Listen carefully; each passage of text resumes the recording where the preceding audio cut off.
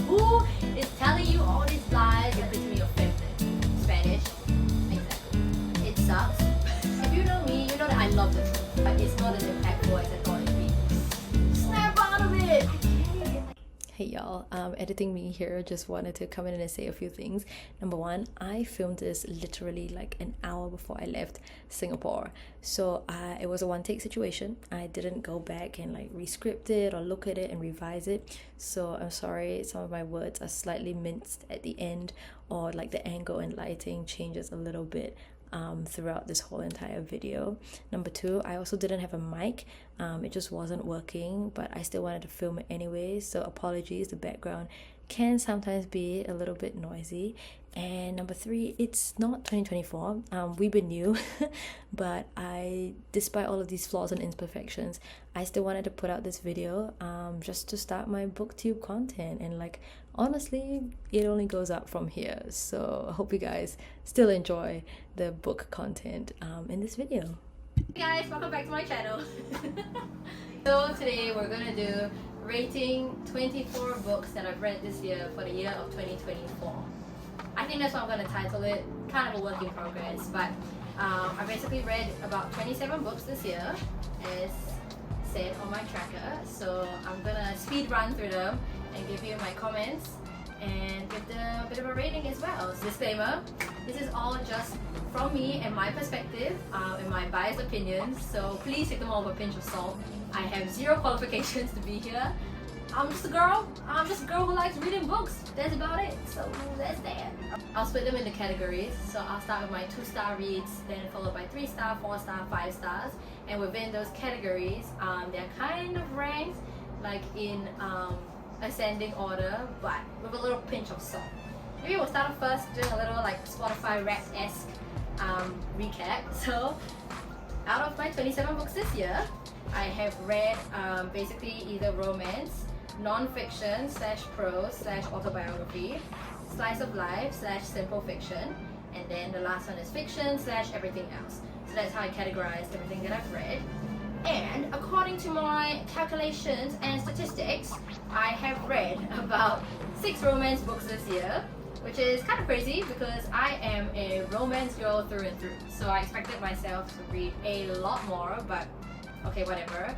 I've read 11 fiction books, 6 slice of life books. Again, kind of surprising because that is also one of my favorite genres to read ever.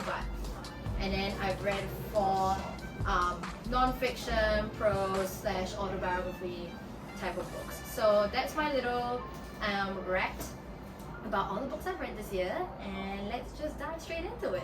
Okay, first we'll start about 2-star reads. I only have 2 in my 2-star reads categories. It sucks. Messy timeline, jumps everywhere. The story seemed interesting, it was not, and it was just all over the place. It's just weird. Like that's the only way I can describe it. Is weird, is quirky. It is a very original character, but all the characters inside have basically a lot of trauma, and it's an interesting story, but not really my genre to read. The love interest, his name is Mr. Disgusting. Like, I don't know how much more quirky it can get. Now moving on to our 3-star reads. There's quite a few, so we'll breeze through it all. We're trying to speed run here. Think Amnesia by 5 Sauce. It's a little bit light-hearted, it's slightly comical, a little bit awkward as well. It basically follows this girl who her husband, like every other plot of the movie, basically falls into a concussion, doesn't remember who he falls in love with, is trying to like fall in love again, etc, etc. Honestly, it's a very interesting premise, but it fails to deliver. I'm so sorry to say that, but it's not as impactful as I thought it'd be.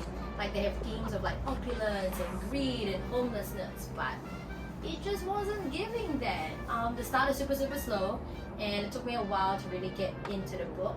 But yeah, it's gentle, it's a little bit mournful, and I don't know, it just wasn't as impactful as I thought it could be. Now this centers around stories of motherhood, and whilst I do think it's very original, and they even had like talks about COVID inside, so it's a pretty recent book. After a while it just felt a little bit monotonous, so it was kind of nice to read, but wouldn't be like my favorite book. This is cute. This is a really cute one. It's giving British. Like, this book encapsulates Britain. It's just tea, literally. But these two old ladies, they're super cute. They're a pair and they're just trying to work out this mystery detective. It's kind of like Enid Blyton almost, that sort of genre and that sort of vibe, the way that she writes. So I actually really enjoyed this book. It's a very nice light read as well. Okay, this one, it's like a character study, and it follows this girl which she goes through this mental illness which is unnamed, and it's a pretty accurate, pretty realistic portrayal, but there's just so many times where I just felt like she was self-sabotaging herself. The protagonist is just a little bit egoistical, and I just wanted to like snap out of it. But I do admit it does seem like a pretty accurate portrayal of what mental illness is like. So that's that one. It's basically romance. We been new, but it's a folklore sort of thing. It's not to like Chinese or Asian culture at the very least. And it's talk to like the spirit realm, etc. It's not usually the genre that I go for, but for fantasy, it's a pretty good read. I was super excited to read this book. I'd seen it on like every other booktuber's recommendations, and honestly, some hit and some didn't. And that's all I'm gonna say about that. Another romance novel, but it's a bit more chick lit, and it follows this girl who's basically trying to find love through using science. And it's fun, it's a little bit fresh, but it's not super exciting, not super impactful. It's just a nice little light read. It's a vacation read. It's very high school-esque. I think it's quite cute. It's like a new phase of life and love. Very lighthearted. Just read it when you're on vacation or something. Wow. It's a disquieting trauma narrative which really follows this story of a murder and a bunch of characters that are involved in it, but it's all very fragmented. So you gotta put on like your detective hat and basically figure it out yourself as well. So I love that it's super interactive, super inclusive, but because it's so fragmented, it's very hard to piece things together. This one, oh, Miss Girl. This one is for all my lover girls, lover boys out there. This gives you the real shit about love. Now we're moving on to our 4 stars. I have quite a few in this category too. So I read this at the start of the year, and honestly I think it was great. I think it helps to augment my mind super well, because this book is basically a bunch of poetry and prose about self, and it's about learning more about yourself and about, you know, how past trauma or past things can affect your current relationships and your present state now. And I think whilst it's not necessarily super like profound, it's not like super big words used or it's like philosophical, I think it really does make you think. And yeah, it's like all for those who are for self-development, self-improvement, and that sort of thing. Oh my gosh, I actually hated it at the start. I didn't get the hype, but now that I've read it, I get it. Like, I actually get it. It's very real life. There's a lot of uncertainty, and I think it really analyzes the relationships between people of, you know, in their mid-20s, around that age, just navigating life, and a bunch of other different things involved. Like, you know, things like self-worth, capitalism, your greed, your lust, your trust, so many things. I think it's a very real, poignant depiction of what a relationship could be like. A little bit whiny at times, but like, aren't we all, right? So this follows 2 identical twin sisters who have been separated, I think, at birth, and then they lead very starkly different lives, and basically how it all collides together again. It's a very intricate story, and I think it does interweave bits of American history inside, which I appreciated, but the start is so slow. Like, oh my god, you just have to stick it out. Now this one's a little bit controversial, but I really do like the details that were inside, and I think it does give a good introduction to Japanese culture, or what inner workings of it is like. That being said, I think if you knew more about Japanese culture, or if you were Asian, you may find it a little bit superficial, a little bit bland, a little bit like, head scratch moment, just because it is quite literally a white man pretending to be a geisha in Idol Geisha, which when I say it sounds wrong, I know. This book, guys, this book is the one that made me think I might be into the whole fake dating trope. Literally, this is the liner that I wrote: falling in love with your Spanish accidental roommate through fake dates. Did I mention Spanish? Exactly. That's literally the title, it's just yo. Yeah, okay. This book, like, it's like watching a kid ruin the art in front of you and you just can't do anything except stare at that said kid ruin the art in front of you. Like, it's Bessie, the protagonist, and the sister and her characters are just so like, that was just wrong, you know? But that being said, the author writes it in such a compelling way, and I think she really captures the nuances of an Asian immigrant family, and especially like stuff like the ambivalence and the hidden feelings, the inability to share, that sort of thing. She captures it really, really well, and it's just so like compelling that you just can't help but empathize with the characters inside. So I really enjoyed this one. Didn't think I'd get as deeply invested in this book as I was, but my heart goes out to Agnes. I hated the start. It was terrible. Had zero emotions evoked. It was super slow. I had to renew the book twice because I just couldn't even get through like the first part. But after that, this is like the epitome of feminine. Like, this made me feel things, and it made you feel so much, especially as she's a chemist in a very misogynistic world. This was set way back in like, I don't know, 1900s or something. Fact check me on that, please. She's just a pioneer and she's changing the equation one step at a time, literally.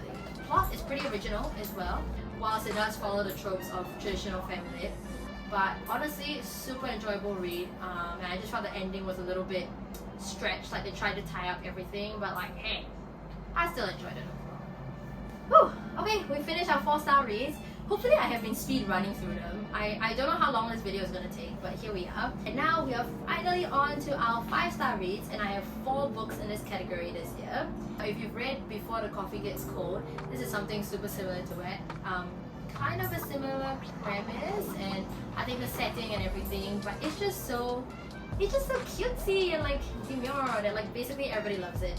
What I particularly like about it, which I think is what I like about a lot of Japanese authors, is that the way that they write is super smooth like jazz.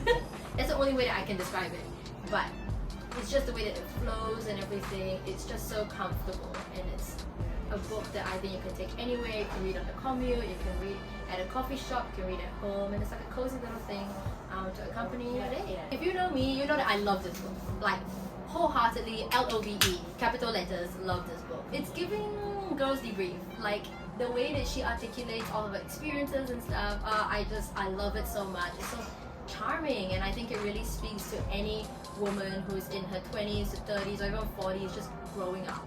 And what I love is that she is very honest and authentic in how she talks about like the incongruence of everybody's lives, and how some people are really growing up and a different pace of lives, and like even just her ups and downs in her relationships with best friends. Like, love this book. This is a book I'd recommend should be like a coffee table book, if anything. And I don't even buy books, so would really recommend any girl of any age, honestly, as long as you're like probably 18 years old and up.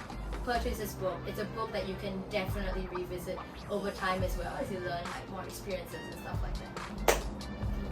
Love it! I love this book. I don't know who is telling you all these lies like, oh, the book sucks, oh, it's so slow, oh, it's so... No, they're wrong. I love this book so much. And I watched the movies first before the book. Honestly, I think that was a good idea because the book itself can be quite overwhelming in terms of details. Herbert, he don't play about those details, so it's quite overwhelming sometimes, but having the movie as a visual reference helped. That being said, I absolutely adored the landscape in the book. There are parts where it is a little bit slow, I will have to say that, but I just love like how complex it was. Like, think Star Wars plus sand plus blood plus politics and a lot more of like if you know what I mean. So would really recommend this book, honestly speaking. I've only read the first one, so if y'all have the other copies for the other ones, let your girl know, because I need to read all of them. There are 24 books in the series. We'll get there eventually. And my last book on this list, this one, I'm sure we've all heard about it. It was converted to like a TV series as well. This is basically another dystopian world which centers around women, but not really centers around them. Rather, it centers around the oppression of women, and there's a certain way in which this dystopian world runs. And honestly, it's super emotionally draining. But if you're into feminist literature or if you're into just dystopian novels, I think this book completely accurately represents that, and I think it's such a thought-provoking book. Like when I put that book down, oh, I had to take a minute. Like if I'm being honest, I had to take a minute just to like sit there and gather my thoughts and be like, wow. So that's when you know it's a 5-star book, because it makes you sit, it makes you think, and you're like, damn. I think that's the end of my list this year of all the books that I've read. 24 asterisk books for 2024. Hopefully I have speed run through it and it's not too fast. Hopefully it's not too long for me to edit, and hopefully this video is short enough for you guys to watch as well. Here's to reading more in 2025. Agree or disagree with any of my small little reviews, you can type it down below, let me know. If you have any book recommendations, let your girl know as well. Always open. And yeah, that's about it. So I'll see you guys in the next video. Bye!